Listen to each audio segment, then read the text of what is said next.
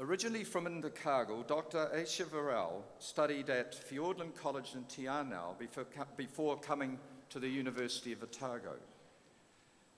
In her second year at Otago, she joined the Otago University Students Association executive as the Women's Officer, and in 2001 was elected President of OUSA. As President, she led a successful campaign against tuition fee increases. In 2001, OUSA brokered a $5 vegetable box deal for students, funded a Māori language resource person for student media, and oversaw the building of the OUSA Aquatic Centre. That year also saw Ayesha serving on the University Council alongside our Vice-Chancellor, who was the academic staff representative at that time. In 2004, Dr. Verrall graduated MBCHB with distinction, and following employment as a junior doctor, undertook advanced training in infectious diseases. She undertook a diploma of tropical medicine in Lima, Peru, and also held a fellowship at the National University Hospital, Singapore. She was involved in a World Health Organization project on dengue fever preparedness in the Maldives. In 2013, Ayesha was awarded a New Zealand Health Research Council Clinical Training Fellowship to complete her PhD on tuberculosis with the University of Otago Centre for International Health. She conducted her fieldwork in Indonesia. She currently practices at Wellington Hospital and is senior lecturer in the Department of Pathology and Molecular Medicine at the University of Otago, Wellington's campus, where her research focuses on tuberculosis. It gives me great pleasure to invite Dr. Ayesha Verrall to address us this afternoon.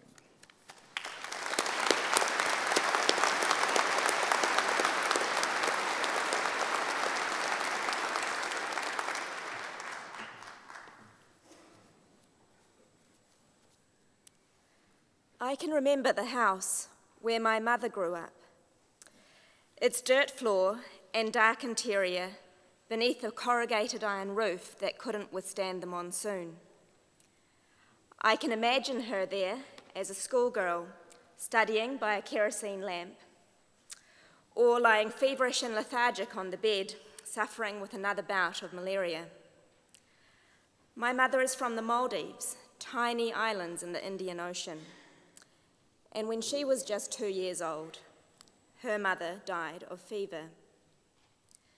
Tēnā koutou, Chancellor, Vice-Chancellor, my friends and colleagues in the faculty, graduates, ladies and gentlemen. I'm here today because against the odds, my mother survived and thrived. She was raised by an aunt whose small income provided the basics, rice and kerosene, and she encouraged her in education. Graduates, we're all here today, yes, through our own hard work and some good luck, but also through the support of others. In my mother's case, the actions of an aunt who thought a poor orphan girl was worthy of an education. I want to talk today about creating opportunities for other people to fulfill their potential, both in the world of work that you are entering and in the world at large. With her aunt's support, my mother was the first in her country to pass the Cambridge exams in English and to study in New Zealand with a Colombo Plan scholarship. She graduated from Otago in 1973. After studying here, Mum returned home to teach, but she eventually came back to New Zealand to marry my father and continue teaching in Southland. I was born in Invercargill, and I'm named after the mother that she never got to know. Today, a child like my mother, born in a poor country, would benefit from better vaccines, medicines, schools, and sanitation. She would expect to live an additional 20 years. These improvements are in part due to the contributions of people like you, teachers, health professionals, scientists, business leaders, and public servants. Take the example of Otago alumnus Dr. Rui Maria de Arujo of Timor-Leste. He studied health systems for his newly independent country here, and then implemented these changes as Minister of Health and eventually the Prime Minister. Many others trained here at Otago and then contributed their expertise to building their countries.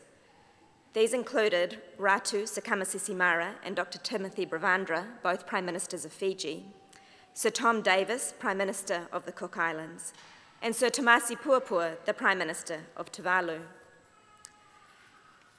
When our country faces challenges in caring for and sheltering its own people, it's tempting to reduce our commitment to helping poorer countries, but we should not leave our neighbours adrift. I'm proud that the University of Otago, through scholarships and research collaborations, continues to help poor countries develop the expertise they need to succeed.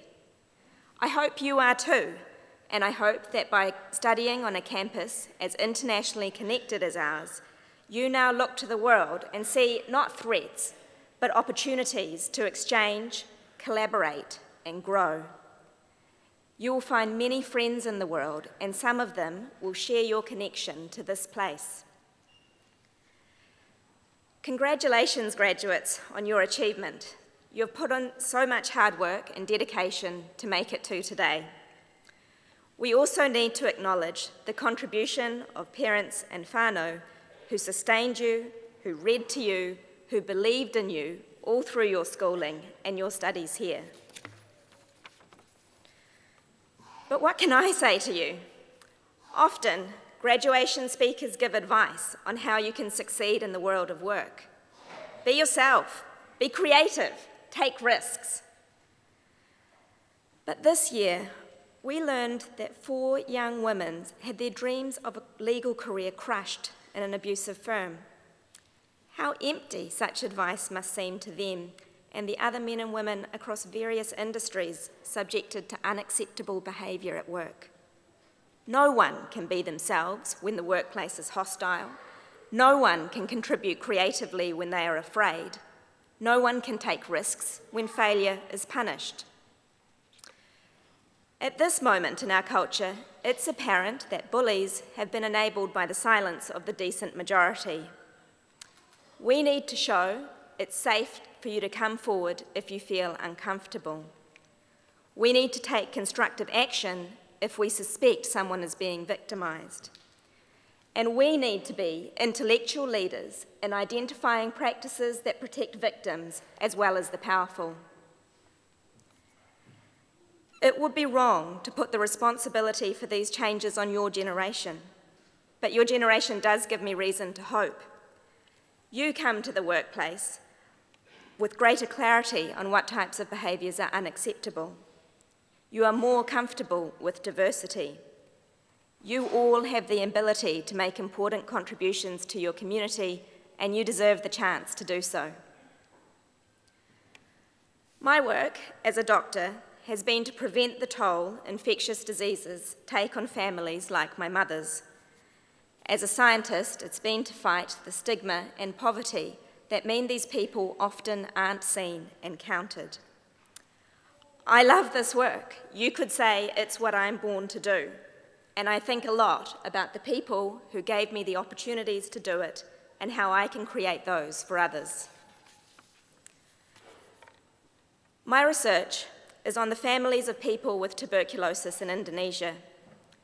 In countries like Indonesia, tuberculosis can be devastating, both in terms of the health consequences and the catastrophic costs of care. Yet 1,300 people facing this crisis gave their time and their blood to participate in my doctoral study. Like other scientists, the team I led found 1/4 of people living with a tuberculosis patient remained uninfected, despite prolonged exposure to TB in tiny cramped houses. But unlike other scientists, we didn't write this off as chance or technical error. Instead, we asked, what if this group was immune to infection? What if among this poor and disadvantaged group, there was an example of survival and strength that we could learn from for everyone's benefit. Indeed, we found more powerful immune responses among people who lived with a TB case and yet remained uninfected, providing a template of protection from TB. Now, I have further to go to communicate our findings to the scientific community, and there's more work to do so that this knowledge can help people through better vaccines or treatments. But it's clear to me that I've made it this far through the work of a unique team built between Otago and Indonesian collaborators. It's hard working across different cultures and languages, and it's even harder to do so when one member of the partnership is disadvantaged with respect to opportunities and resources. But this is precisely what we need to do if we want to address some of the world's most intractable problems. Our project has gone back to the drawing board countless times, as we've learnt we have to do more to make sure that both sides get opportunities to develop through our work together. If I can share one lesson learnt from the field that's relevant to this moment in our culture, it's this. Recognising your privilege doesn't humiliate you. Instead, it is a step towards demonstrating the humility you required to reach across these differences in opportunity and culture. Graduates, as you enter the world of work, think what you can do for others. When I think about my time as student president, I think all of you will know how to create successful teams and make opportunities for others. As students, you've run sports clubs, cultural society, radio stations, and arts fairs. You've made opportunities for each others that without your action wouldn't have existed. These experiences are part of what makes an Otago graduate, a sense that we are agents of change in the world. Good luck, graduates. I look forward to your leading us towards an even better world.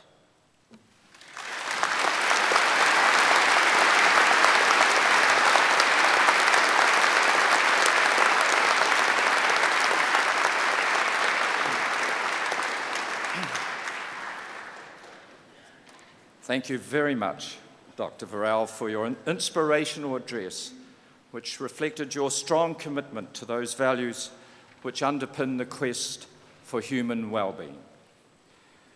Your time as a student at Otago, when you were actively engaged in the OUSA, many co-curricular activities and achieving well in your studies, clearly established an excellent foundation for your current work in the academy, the New Zealand health sector, and internationally.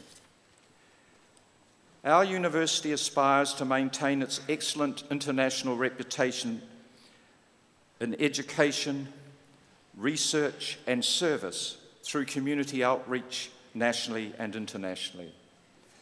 I suggest that your outstanding achievements demonstrate that the university is certainly attaining those three goals.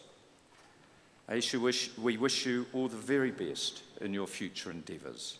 Please join me again in thanking Dr. Ayesha Verrall.